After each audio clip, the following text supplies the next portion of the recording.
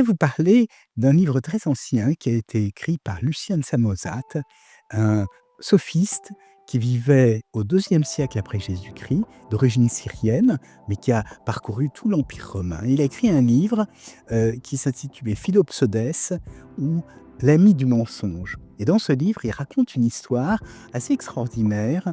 Il va dans un hôtel et là, il voit quelqu'un qui prend un balai, qui l'habille et qui prononce une formule magique. Et là, le balai lui obéit et fait tout ce qu'il souhaite. Alors, il essaye de reprendre cette formule magique. Il prend un balai, il l'habille et il lui fait remplir un grand baquet d'eau. Et ce balai va prendre un seau, va au puits, prend l'eau, revient, le verse dans le baquet d'eau, et puis continue. Et puis, à un moment donné, le baquet est plein, il peut prendre son bain, et à ce moment-là, il veut l'arrêter. Et là, il ne parvient pas à l'arrêter. C'est une catastrophe, il y a une inondation.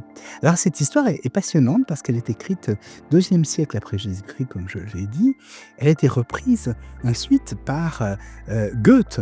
C'est l'apprenti sorcier à la fin du XVIIIe siècle. Puis ensuite, elle a été reprise à la fin du XIXe siècle par un dramaturge qui a écrit un livret, et on en a fait une espèce d'opéra.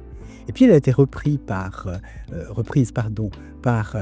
Walt Disney dans Fantasia. Et puis enfin, elle a été reprise, et c'est pour ça que je voulais en parler, par un philosophe qui se pique de technologie, qui s'appelle Nick Bostrom, qui est un philosophe transhumaniste, et ça a beaucoup moins de charme. Ce n'est plus un balai, c'est une usine à trombone. Ce qui nous explique, c'est que on a un outil d'intelligence artificielle qui dirige cette usine à trombone, et au début, elle fait de plus en plus efficacement des trombones, et puis après, elle se dit que elle va essayer de spéculer sur le cours du fer, pour faire les trombones de façon beaucoup plus économique. Et puis ensuite, elle se dit oui, mais c'est pas simplement spéculer, elle va essayer de faire effondrer le cours du fer pour pouvoir avoir plus de fer. Et puis ensuite, elle se dit, mais le fer, il n'y en a pas assez. Alors, elle détruit tous les immeubles pour prendre les armatures métalliques et les convertir en fer. Et puis ensuite, bien sûr, l'humanité est détruite et on a énormément de trombones. Alors, c'est cette histoire-là,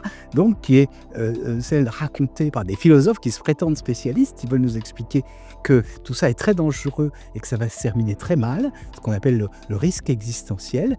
Bien sûr, ce sur quoi ça repose, c'est de la magie, et c'est exactement la même histoire que celle de Philopsodès. Et Philopsodès, donc, son livre s'appelait L'ami du mensonge, et il voulait se moquer de ceux qui croyaient dans les sortilèges, dans les pratiques divinatoires. Et donc, je trouve que cet ouvrage de Lucien, qui s'appelle Philopsodès, est tout à fait approprié pour parler des fables du monde moderne.